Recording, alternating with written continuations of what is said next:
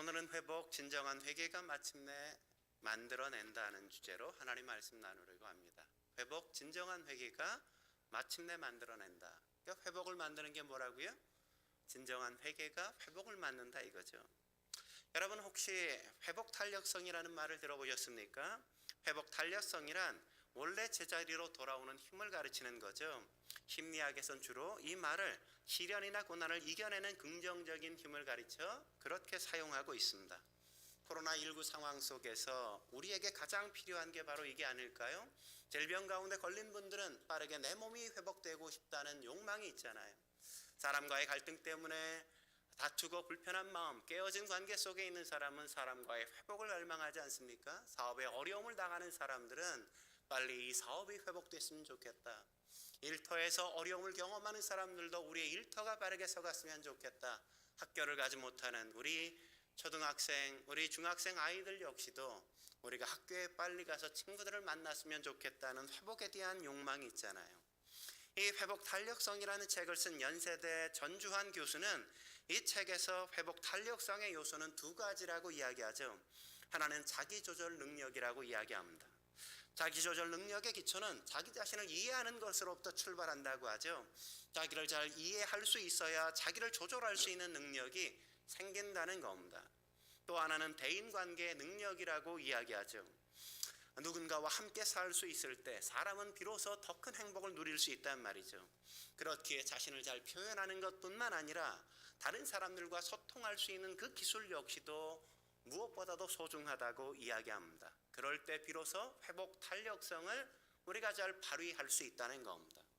저는 오늘 본문을 우리가 묵상하면서 지난주에 이어서 르호보암을 살피면서 르호보암에게 가장 필요한 건 역시도 이 회복 탄력성이 아닐까 하는 생각을 해봅니다. 그는 자기 조절 능력이 없었어요. 그는 대인관계의 능력 역시도 상당히 떨어졌단 말이죠. 그 결과 솔로몬을 이어 통일 왕국의 왕이 되었음에도 불구하고 그는 왕국을 분열시키게 만들지 않습니까? 그는 북이스라엘 10개의 지파가 세금을 감면해달라고 그리고 노역을 가볍게 해달라고 요구했음에도 불구하고 그걸 과감하게 거부한단 말이죠. 아버지 솔로몬은 가죽 채찍으로 너희를 다스렸지만 나는 너희를 전가할 채찍으로 다스릴 것이라 그들을 압박하고 협박하지 않습니까? 그래서 10개의 지파가 여로보암을 왕으로 삼고 그들은 새로운 왕국을 북이스라엘 왕국을 세우게 되어지죠. 그러면서 르호보암은 겨우 남은 두 지파의 왕으로 전락해버리고 말았단 말이죠. 여러분 얼마나 수치스러운 상황입니까? 얼마나 난감한 상황이에요? 상실감이 얼마나 컸겠어요?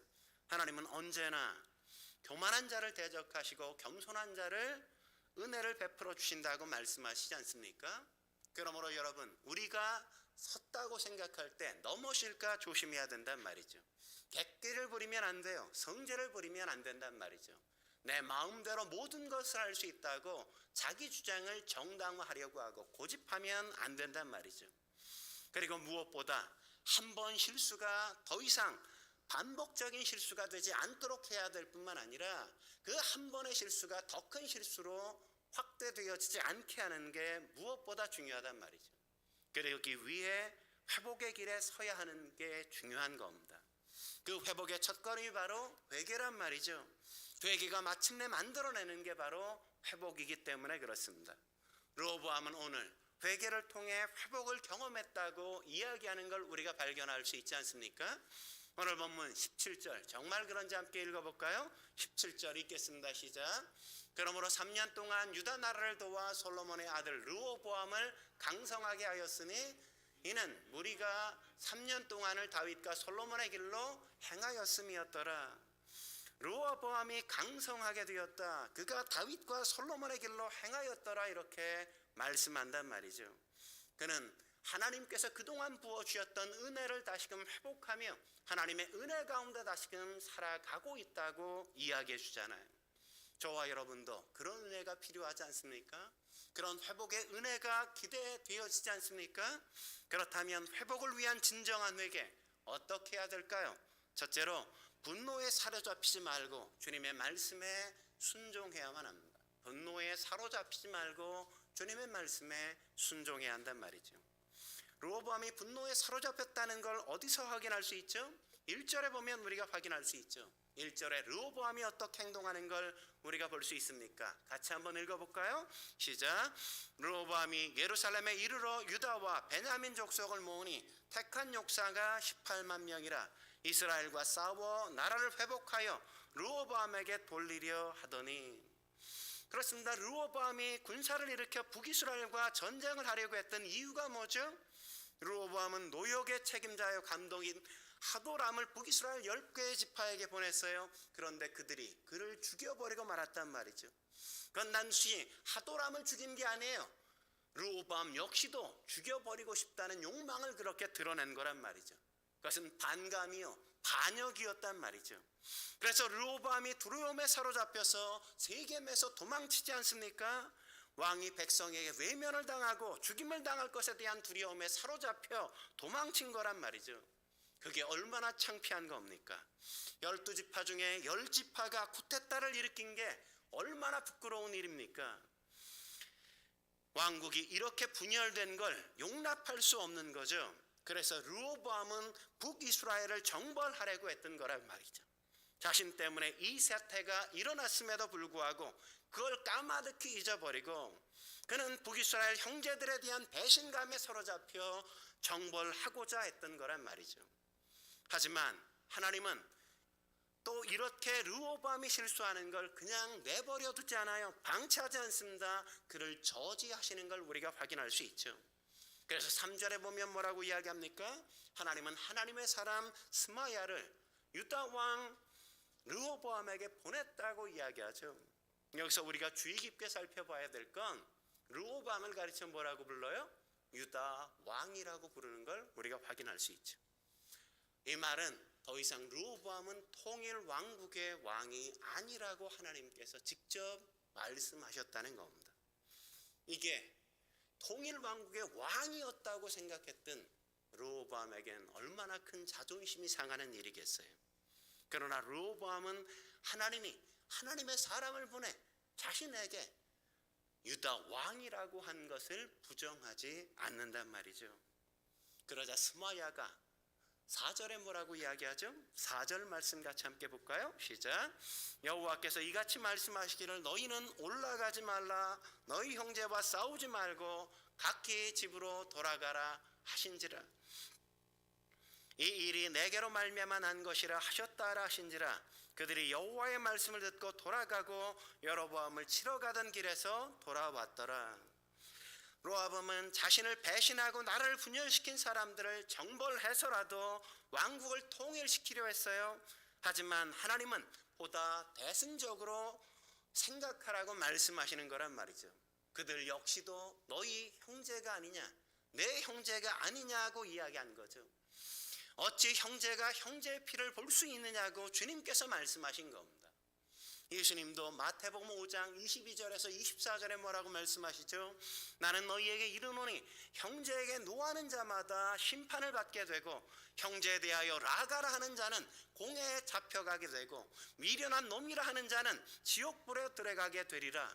그러므로 예물을 제단에 드리려다가 거기서 내 형제에게 원망 들을 만한 일이 있는 것이 생각나거든 예물을 제단 앞에 두고 먼저 가서 형제와 화목하고 그 후에 와서 예물을 드리라고 말씀하지 않습니까?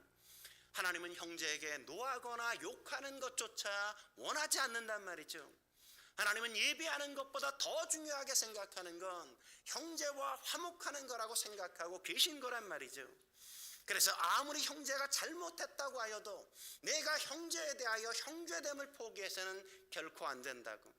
형제를 저주하거나 형제를 모욕하거나 형제를 욕해서는 결코 안 된다고 말씀하는 겁니다. 왜냐하면 그는 하나님의 백성이요 우리의 형제이기 때문이란 말이죠. 하지만 그런 순간에 돌이킨다는 게 얼마나 어려운 일이겠습니까? 아무리 그게 맞는 말이어도 하나님의 말씀이 맞아도 그건 쉽게 돌이킬 수 없는 거잖아요. 이미 수모를 당했어요. 모욕을 그는 당했단 말이죠. 병사들을 이미 다 동원해서 전쟁에 출정 준비를 다 마쳤어요. 그런데 르호보암은 그럼에도 불구하고 하나님의 말씀에 돌이키기 어려운 그 과정 속에서도 그는 돌이켜 순종했단 말이죠. 자기의 뜻을 꺾은 겁니다. 전쟁 준비를 한 게 다 허사가 됨에도 불구하고 자신이 순종하지 못해 그렇게 이 일이 벌어진 일에 대해서도 그가 창피를 당할지라도 이게 하나님의 말씀이라면 내가 순종하겠다고 그는 순종한 거란 말이죠. 이게 바로 진정한 회개인 겁니다. 그래서 성경은 순종이 제사보다 낫다고 말씀하는 거란 말이죠. 재물이 없는 제사가 없듯이 자기를 부인하지 않고는 결코 순종할 수 없는 겁니다. 그래서 예수님이 마태복음 16장 24절에 뭐라고 말씀하세요? 누구든지 나를 따라오려거든 자기를 부인하고 자기 십자가를 지고 나를 것이라. 예수님을 따르기 위해서 뭘 해야 된다고요? 우리가 먼저 자기를 부인하지 않으면 주님처럼 따라갈 수가 없어요. 자기의 십자가를 지지 않고는 주님께 순종하며 살아갈 수가 없단 말이죠. 왜 예수님이 이렇게 말씀하세요? 히브리서 5장 8절과 9절에 그 이유를 이렇게 설명하잖아요. 그가 아들이시면서도 받으신 고난으로 순종함을 배워서 온전하게 되셨은즉. 예수님은 하나님의 아들이셨음에도 불구하고 고난으로 순종을 배워 온전하게 되셨단 말이죠. 그래서 앤드류 모레이 목사님은 이렇게 말씀하시죠. 우리가 예수님을 믿을 때 우리는 순종의 학교에 입학한다고 말이죠. 그렇기에 우린 순종함으로 예수님의 동역자가 되어 살아가는 겁니다. 예수님처럼 살아갈 때, 예수님처럼 세상을 변화시켜 갈 때 우리는 예수님의 동역자가 되어 하나님 나라를 이 땅에 만들어갈 수 있어요. 뿐만 아니라 우리는 순종함으로 이웃에게 축복이 되기도 하는 거란 말이죠. 여러분 생각해 보세요. 르호보암이 지금 하나님의 말씀에 순종하지 않고 북이스라엘을 침입했다면, 전쟁을 벌였다면 어떤 일이 벌어졌겠습니까? 남북의 군사들이 전쟁을 벌이며 수많은 목숨이 죽어가지 않았겠습니까? 그 모든 국토가 피로 물들고 모든 많은 사람들이, 가족들이 이산 가족처럼 부모 형제를 잃어버린 가족들로 전락해 버리지 않았겠어요? 그런데 르호보암이 하나님의 말씀에 순종해 그런 불상사를 맞는단 말이죠. 그 비극을 그가 맞게 되어진단 말이죠. 그러므로 사랑하는 성도 여러분, 우리가 아무로 분노할 수 있는 상황일지라도, 우리가 아무리 격한 감정이 있을지라도 하나님의 말씀이 내 앞에 주어질 때 우리는 주의 말씀에 순종할 수 있어야 돼요. 내 감정을 억누를 수 있어야 됩니다. 나의 분노를 삭힐 줄 알아야 돼요. 그리고 하나님의 말씀에 순종해야만 합니다. 그게 바로 진정한 회개의 출발이란 말이죠. 한 걸음 더 나아가서 회복을 위한 진정한 회개 무엇일까요? 어떻게 해야 될까요? 두 번째, 어제 얽매이지 말고 오늘을 성실하게 살아가야 합니다. 어제 얽매이지 말고 오늘을 성실하게 살아가야 한단 말이죠. 여러분, 르호보암을 생각해 보십시오. 그는 얼마나 뼈아픈 경험을 했습니까? 12지파 가운데 10지파가 무려 그를 배신했어요. 자신을 왕으로 인정하지 않았어요. 그리고 그들이 떨어져 나가서 새로운 왕국을 건설해 버린 겁니다. 이게 얼마나 큰 수치요 수모예요. 너무나도 부끄러운 일 아닙니까? 10지파 가운데 12지파 가운데 10지파를 잃어버렸단 말이죠. 83%의 국토를 잃어버렸을 뿐만 아니라 국민을 다 잃어버린 상황이 되어버리고 말았단 말이죠. 누구나 그런 경험을 하게 되어지면 트라우마에 걸리지 않겠습니까? 오늘 르호보암이 하나님의 도움으로 더 큰 실수를 벌이진 않았지만 그럼에도 불구하고 이건 쉽게 넘길 수 없는 트라우마로 그의 마음속에 자리 잡았을 가능성이 크단 말이죠. 대부분 이런 뼈아픈 경험을 하는 사람들의 경우 그 과거의 사건에 얽매이게 되어져요. 그 과거의 사건에 사로잡히게 되어진단 말이죠. 그래서 오늘을 살지 못하고 과거에 묶여있고 과거에 얽매여 있게 되어진단 말이죠. 그때 모멸감에 사로잡혀 계속 괴로워하고 살아가는 게 보편적인 사람의 모습 아닙니까? 그런데 르호보암은 그런 과거에 얽매이지 않는단 말이죠. 어떻게 그럴 수 있었을까요? 하나님의 말씀을 듣기 시작했기 때문이란 말이죠. 회개하고 하나님과의 관계가 회복되어지자 그는 돌이킬 수 없는 지난 과거에 얽매이지 않게 된 거예요. 그래서 예배가 무엇보다 중요한 겁니다. 그래서 하나님을 만나는 게 중요한 것이고 하나님 앞에 나와 하나님의 말씀을 듣는 게 무엇보다도 중요한 거란 말이죠. 우리는 살다 보면 누구나 다 실수할 수 있어요. 누구나 다 실패할 수 있단 말이죠. 하지만 그런 순간에 그 실패나 실수에 얽매이지 않으려면 우리는 하나님의 은혜가 필요하단 말이죠. 그런 실패와 실수로 인해 하나님을 다시 찾게 된 걸 더 소중하게 여겨야 되는 겁니다. 하나님을 얻기 위한 대가로 그 실패와 실수조차도 여길 줄 아는 마음이 있어야 한단 말이죠. 그리고 이제 오늘을 하나님 앞에서 성실하게 살아가야 되는 거란 말입니다. 그게 바로 오늘 본문의 5절부터 12절이 기록하고 있는 내용 아니겠습니까?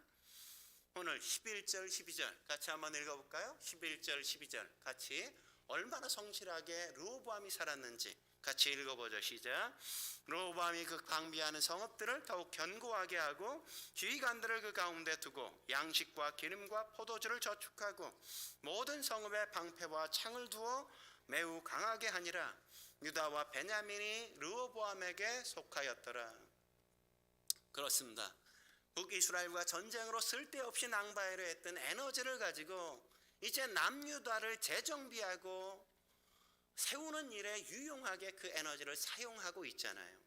작은 나라이기에 성읍들의 방패와 창을 둘 뿐만 아니라 양식들을 저축해둬요. 그렇게 요소화시키고 지휘관들까지 그 안에 세우지 않습니까? 그렇게 조직을 잘 정비해서 작지만 강한 나라를 세워가고 있는 걸 여기서 우리는 확인한단 말이죠. 여러분, 과거 덴마크도 그랬다는 사실을 여러분 아십니까? 독일과의 전쟁에서 제일 좋은 땅인 홀스타인 지역을 다 빼앗겨 버렸어요. 그러자 백성들이 그냥 전쟁에 패한 것 때문에 절망하고 자포자기했습니다.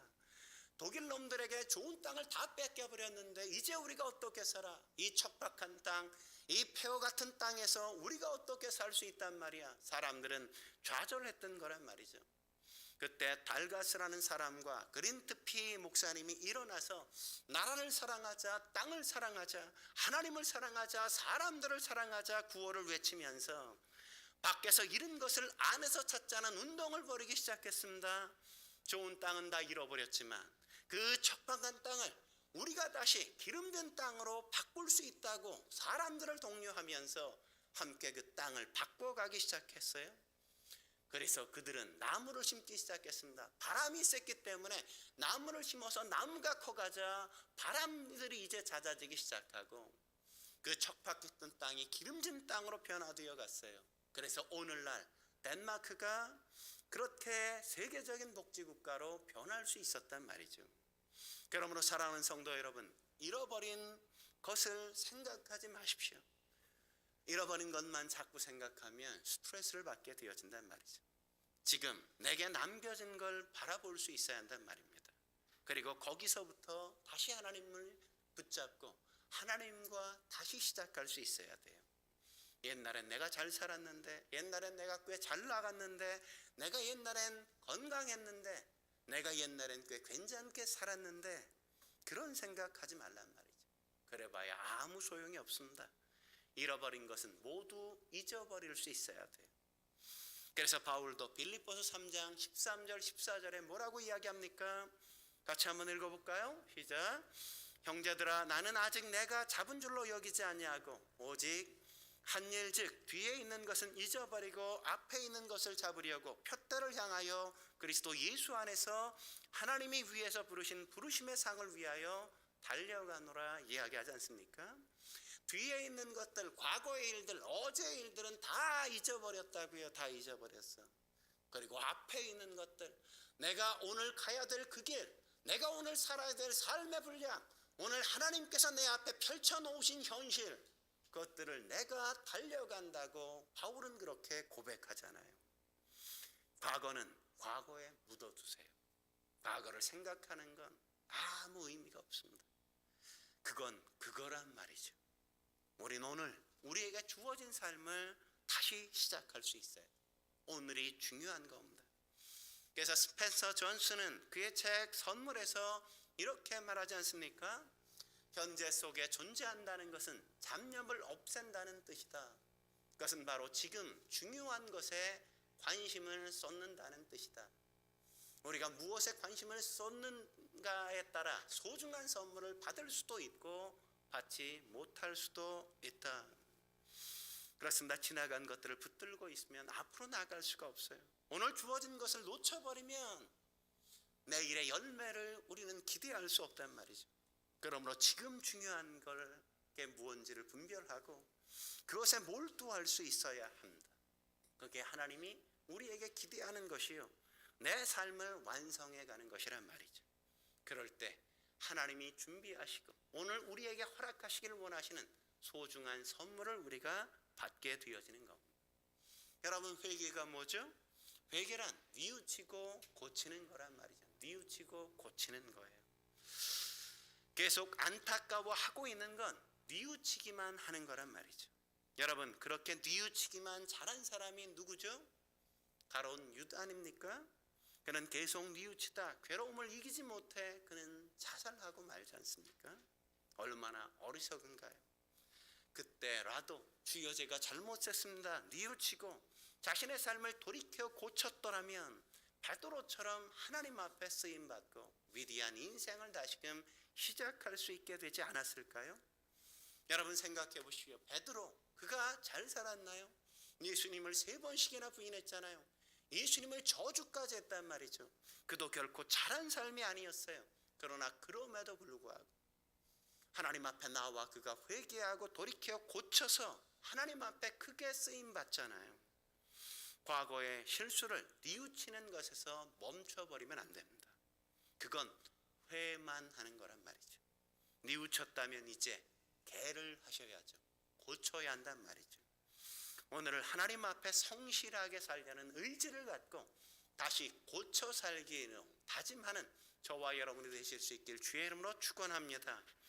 마지막으로 회복을 위한 진정한 회개 어떻게 해야 될까요? 3번째, 돌이키는 사람을 정죄하지 말고 사랑으로 품어야 한단 말이죠. 돌이키는 사람을 정죄하지 말고 사랑으로 품을 수 있어야 하는 겁니다. 오늘 참으로 놀라운 건 하나님의 말씀에 순종하자 하나님 앞에서 오늘을 성실하게 살 수 있게 되었어요. 그리고 하나님 앞에서 오늘을 성실하게 살기 시작하자 그에게 사람을 도와주시는 걸 오늘 본문에서 우리가 확인할 수 있지 않습니까? 정말 그런지 13절 말씀 같이 한번 읽어볼까요? 13절 같이 읽어보죠. 13절 시작. 온 이스라엘의 제사장들과 레위 사람들이 그들의 모든 지방에서부터 르호보암에게 돌아오되, 북이스라엘에 살았던 제사장들과 레위인들이 다 지금 어떻게 했다고요? 남유다 르호보암의 땅으로 돌아오기 시작했단 말이죠. 그들이 북에서 남으로 월남하기 시작했다는 거죠. 여러분 생각해 보세요. 제사장들과 레위인들은 어떻게 살았습니까? 레위 지파들은 대부분 12지파의 11지파의 각 땅에 흩어져서 그들의 제사장 역할과 레위인이 해야 될 성전을 섬기는 일들을 그들이 다 감당했단 말이죠. 도피성들을 그들이 다 흩어져서 다 지켰어요. 그러니까 레위 지파의 대부분의 사람들, 80%의 사람들은 다 어디에 살았겠어요? 북이스라엘 땅에 살았을 거란 말이죠. 그들이 다 어떻게 했다고요? 그들이 다 북이스라엘 땅에서 남유다 땅으로 다 넘어오기 시작했다는 겁니다. 어떻게 넘어왔다고요? 14절에 이렇게 얘기하죠. 14절에 레위 사람들이 자기의 마을들과 산업을 떠나 것까지. 그들이 어떻게 했어요? 그들이 떠날 땐 그냥 떠난 게 아니라 자기의 삶의 터전을 다 버리고 그들이 했던 모든 사업들을 다 정리하고 떠났다는 겁니다. 다 내버려두고. 여러분, 이게 쉬운 일인가요? 우리가 살던 땅을 떠나는 것도 쉽지 않지만 하던 사업을 다 접고 떠난다는 건 더더욱 쉽지 않은 일이잖아요. 아브라함이 그랬던 것처럼 제사장들과 레위인들 역시도 그 모든 것들, 본토 친척 아비 집을 다 정리하고 버리고 떠났단 말이죠. 왜 그렇게 했습니까? 여로보암이 그들을 해임했기 때문이란 말이죠. 더 이상 하나님을 섬기지 못하게 했기 때문이란 말이죠. 무엇 때문에 그랬죠? 제사장들과 레위인들 자체가 하나님을 백성들에게 떠올리게 만들었기 때문이란 말이죠. 여로보암은 하나님의 축복으로 왕이 되었음에도 불구하고 그 은혜를 잊어버리고 자신의 나라에서, 아니 하나님이 그에게 허락하신 나라에서 하나님을 지워버리기 시작했던 거란 말이죠. 그래서 산당을 다시 짓고 순염소와 송아지를 우상으로 만들어 세워 전혀 자격이 없는 사람들을 제사장으로 세워 그를 예배하게 만들었다고 이야기하지 않습니까? 그러자 하나님을 섬겼던 제사장들, 하나님을 섬겼던 레위인들, 그리고 하나님을 찾고 예배하기를 원했던 사람들이 북쪽 땅에서 남유다 땅으로 넘어오기 시작했단 말이죠. 이게 바로 신앙인 겁니다. 신앙이 뭡니까? 상황에 따라서 상황이 좋으면 믿고 상황이 나쁘면 안 믿고, 그게 신앙이 아니라 신앙을 지키기 위해 어떤 상황에서도 하나님을 붙들 줄 알고 하나님 앞에 목숨을 걸고 사는 인생, 그게 바로 진정한 신앙이죠. 그런데 놀라운 건 뭐죠? 그렇게 월남한 북이스라엘 백성들을 르호보암이 정죄하지 않고 사랑으로 품었다는 거죠. 여러분 생각해 보세요. 월남한 그들이 뭐죠? 어떤 사람이죠? 얼마 전에 나를 통일 왕국의 왕으로 인정하지 않고 너와 우리가 뭔 상관이냐 이러면서 나의 왕됨을 저주하고 그들이 나아가서 북이스라엘을 세웠던 사람들 아닙니까? 나를 거부했던 사람, 나를 더 이상 왕으로 인정하지 않았던 사람, 그들이 북쪽으로 갔다가 다시금 남쪽으로 오는데도 그들이 과거 너희가 내게 어떻게 이럴 수 있었냐고 그들을 정죄하잖아요. 그들에게 책임을 묻지 않습니다. 그들에게 따지지 않았어요. 과거에 그런 아픔과 상처를 내게 주었지만 그럼에도 불구하고 그들이 자기의 땅으로 돌아올 때 그들을 넉넉히 끌어안고 품었단 말이죠. 사랑으로 그들을 용납했다고 성경이 이야기하는 것 아닙니까? 왜 그렇게 했죠? 그들이 형제들이었기 때문에 그랬단 말이죠. 그들이 지금 나를 버렸었지만 그러나 그럼에도 불구하고 하나님이 그들이 나의 형제라고 말씀하시기 때문에 그들을 형제로 받아들였단 말이죠. 우리도 살다 보면 그럴 때가 있잖아요. 형제가 형제처럼 느껴지지 않을 때가 있잖아요. 자식이 자식처럼 여겨지지 않을 때가 있지 않습니까? 그럼에도 불구하고 하나님이 그들이 내게 형제라고 말씀하신다면, 그들이 우리의 형제라는 걸 확인하고 가족이라는 걸 확인한다면 우리가 어떻게 해야 돼요? 그들을 가족으로 인정하고 사랑으로 포용하고 끌어안을 수 있어야죠. 그게 바른 거란 말이죠. 오늘 어쩌면 르호보암도 그랬을지 몰라요. 그들이 내 형제처럼 여겨지지 아니었을 수도 있습니다. 그러나 하나님께서 그들이 나의 형제라고 말씀하시고 우리가 한 핏줄 속에서 하나님의 택한 백성이었다는 사실을 기억하자 그는 그럼에도 불구하고 그들을 용납하고 그들을 사랑으로 끌어안을 수 있었단 말이죠. 지금 내가 감정적으로 그들을 끌어안을 수 없지만 그러나 그는 의지적으로 그들을 사랑으로 품은 겁니다. 끌어안으려고 작정했단 말이죠. 그게 바로 믿음이라는 겁니다. 그게 바로 회개의 증거란 말이죠. 내가 감정적으로 그가 내게 잘해서 그가 내게 사랑받을 만한 행동을 했기 때문에 사랑하는 게 아니라 그가 나를 배신했어도 그가 나를 배반하고 반역했을지라도 그럼에도 불구하고 그가 나의 형제이기 때문에 그가 내게 나올 때 그를 끌어안을 줄 아는 것, 그게 바로 진정한 사랑이라고요. 사랑은 감정이 아니라 의지인 겁니다.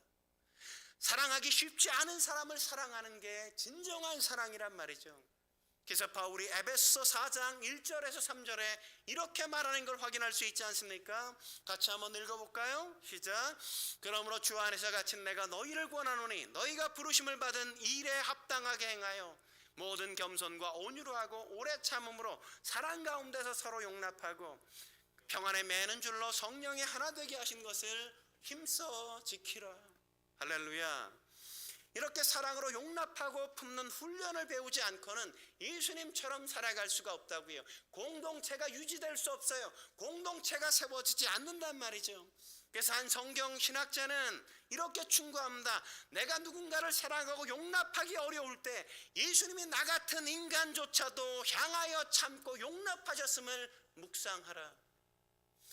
나 같은 존재를 하나님께서 용납하셨다면, 하나님께서 참고 기다리셨다면 우리 역시도 마땅히 그렇게 참고 인내하고 기다려 줄 아는 마음이 우리 안에서 일어나지 않겠습니까?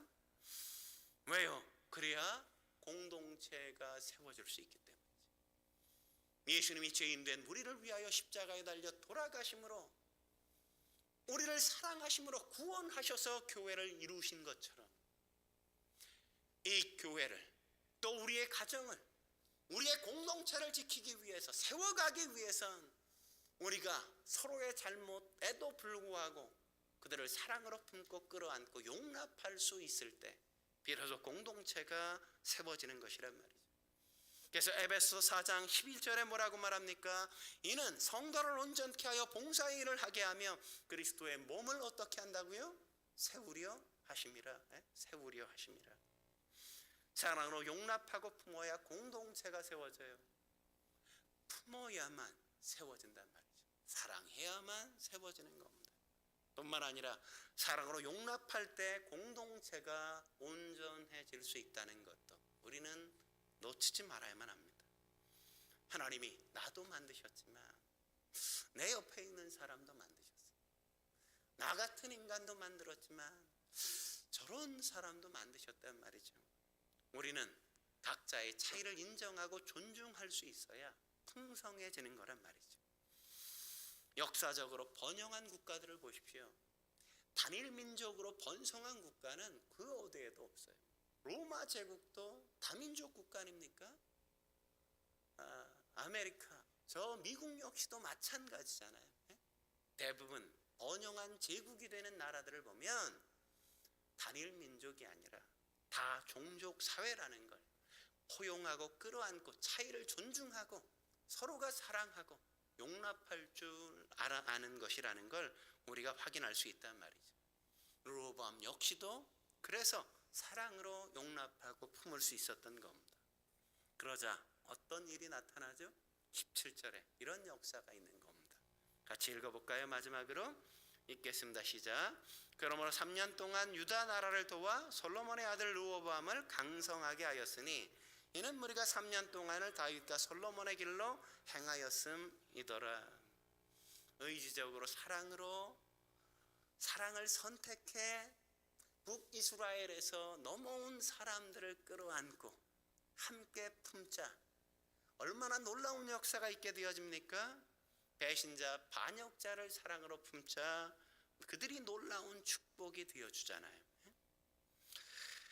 그들이 남유다를 열심히 도와 강성한 나라가 되어지게 만든단 말이죠.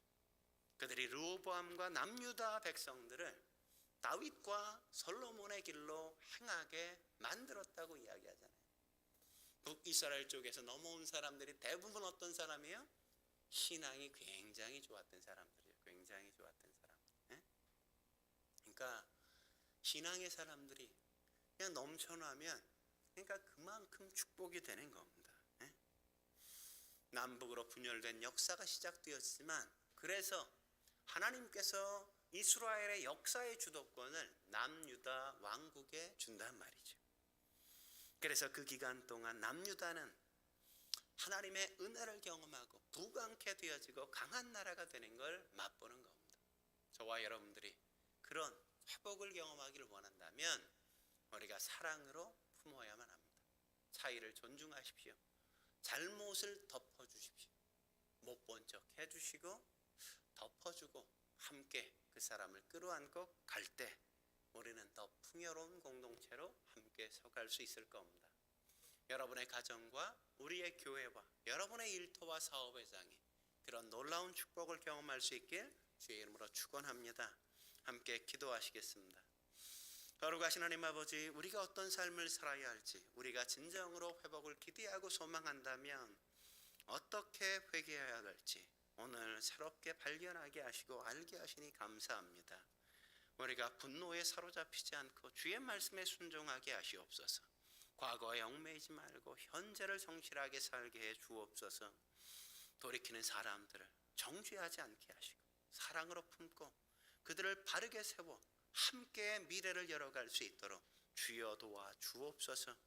그래서 하나님이 우리 가운데 행하시는 놀라운 역사, 하나님의 기적과 이적을 함께 맛보는 저기의 삶이 되어지게 주여 도와 주옵소서.